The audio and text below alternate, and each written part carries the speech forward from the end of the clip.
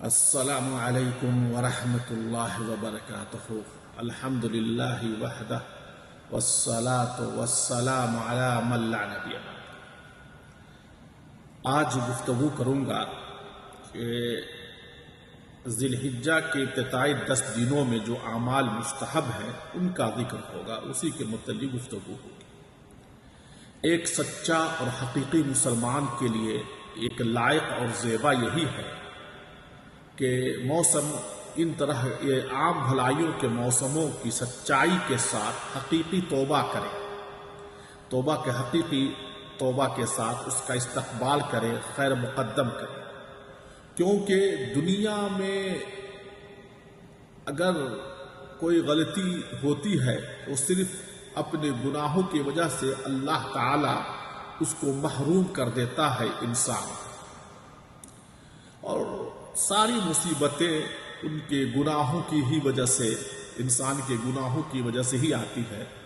اللہ تعالیٰ قرآن میں سورہ شورى میں آیت نمبر 30 میں خود فرمایا ہے وَمَا أَصَابَكُم مِّن مُّصِيبَةٍ فَبِمَا كَسَبَتْ أَيْدِيكُمْ، کہ تمہیں جو کچھ بھی مصیبتیں پہنچتی ہے وہ تمہارے اپنے ہاتھوں کی کمائی ہے۔ گناہوں کا دلوں پر کافی اثر پڑتا ہے، اس لیے اسے سب سے پہلے چھوڑنا ضروری ہے۔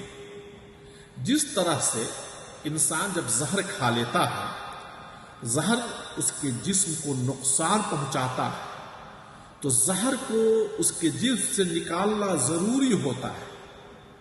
بعین ہی اسی طرح گناہ بھی دلوں پر مکمل برا اثر کرتا ہے، اس لیے اس گناہ کو الگ نکالنا، دل سے نکالنا انتہائی ضروری ہے۔ یہاں کیونکہ گناہ جو ہوتی ہے وہ گناہ دوسرے آلائشوں کو بھی دعوت دیتی ہے، جس سے ان کی نشو و نما ہوتی رہتی ہے، حتیٰ کہ آلائشوں کو انسان کی دلوں پر سے نکالنا اور علیحدہ کرنا انتہائی ہی ضروری کام ہے، جس کے لیے انسان کو توبہ اور استغفار کرنا ضروری ہے۔ بغیر توبہ اور استغفار کے کوئی بھی گناہ اللہ تبارک و تعالی انسان سے معاف نہیں کرتا ہے۔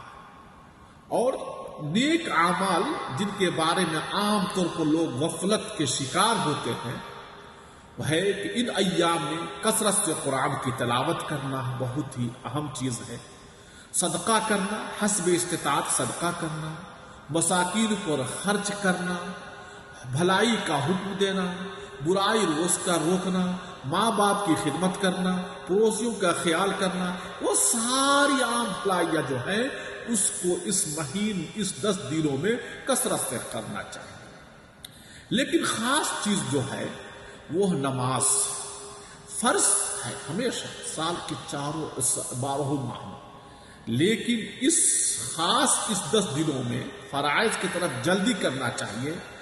صف اول کے لیے کوشش کرنا چاہیے کہ ہم اس کے صف اول میں نماز پڑھیں، اور اسی طرح نوافل کی بھی کثرت سے اس میں پڑھنا چاہیے، کیونکہ اللہ تبارک و تعالیٰ کے قرب کے لیے ان کی نزدیکی حاصل کرنے والے جو اعمال ہیں اس میں سب سے افضل اور سب سے بہتر چیز جو ہے وہ نماز ہے۔ اور اللہ کے رسول صلی اللہ علیہ وسلم کی حدیث کافی مشہور ہے، آپ صلی اللہ علیہ وسلم فرماتے ہیں علیک بکثرۃ السجود سجود اللہ فإنک لا تسجد اللہ سجدۃ الا رفعک اللہ بها درجہ وحط عنک بها خطیہ، کہ اللہ کے آگے کثرت سے سجدہ ریز ہو کر اللہ کے آگے تیرے ایک سجدہ کرنے سے اللہ تعالی تیرا ایک درجہ بلند کرتا ہے اور تیری ایک خطا کو بھی مٹا دیتا ہے۔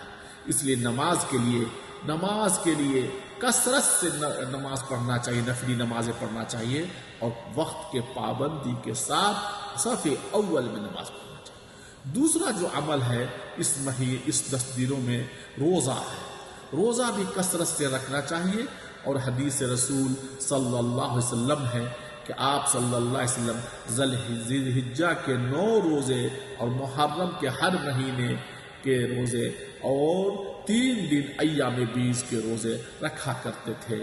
حضرت حفصہ رضی اللہ تعالی عنہ کہتی ہیں کہ رسول صلی اللہ علیہ وسلم 4 کام نہیں چھوڑتے تھے، ایک روزے ہر عاشورہ پہ 10 محرم کا روزہ اور ذی الحجہ کے مہینے کا، اور 3 دن یعنی ایام بیس کے روزے اور فجر کے 2 سنتیں اللہ کے رسول صلی اللہ علیہ وسلم ہمیشہ رکھتے تھے۔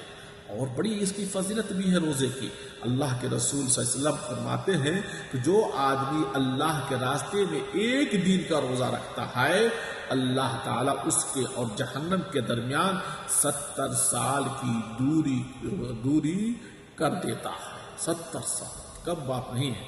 اسی طرح اللہ کے رسول صلی اللہ علیہ وسلم کی حدیث ہے کہ عرفہ کے دن کے روزہ، کہ آپ صلی اللہ علیہ وسلم فرماتے ہیں کہ عرفہ کا دین کا روزہ رکھنا، مجھے امید ہے کہ اللہ تبارک و تعالیٰ اس سے 1 سال قبل اور 1 سال بعد کے گناہوں کو معاف کر دے گا۔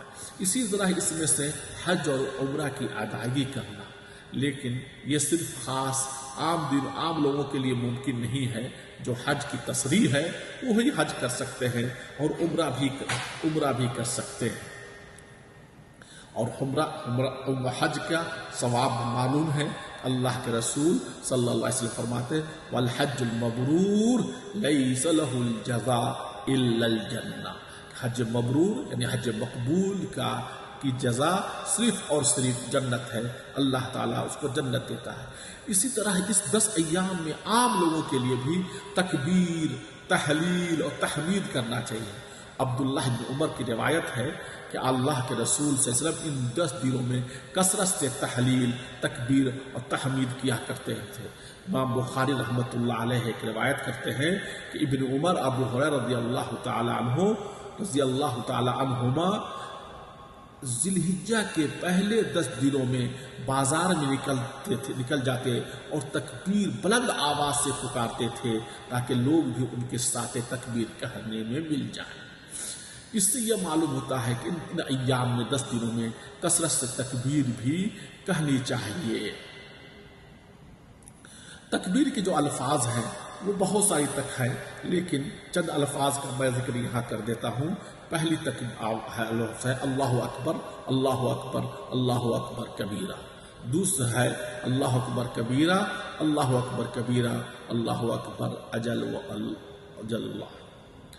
اسی طرح سے اور سارے الفاظ ہیں، لیکن جو الفاظ آپ کو یاد ہو وہی یاد کریں۔ آخر میں دعا ہے کہ اللہ تبارک و تعالی ہمیں ان 10 دن کے ابتدائی 10 دنوں کو غنیمت سمجھتے ہوئے اس پر ان میں نیک عمل کرنے کی توفیق عطا فرمائے۔